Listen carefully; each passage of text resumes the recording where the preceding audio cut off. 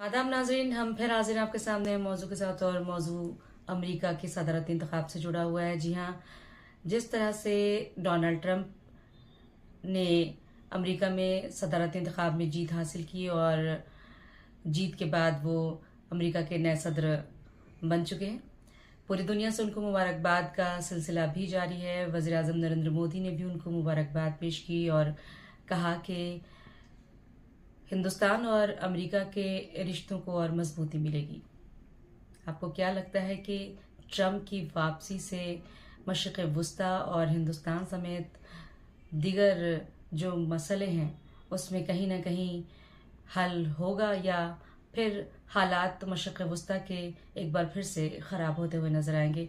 हमें अपनी राय से कमेंट सेक्शन में ज़रूर आवाज़ें। देखते रहे हमारा चैनल न्यूज़ 18 उर्दू। दें इजाज़त, खुदा हाफिज़।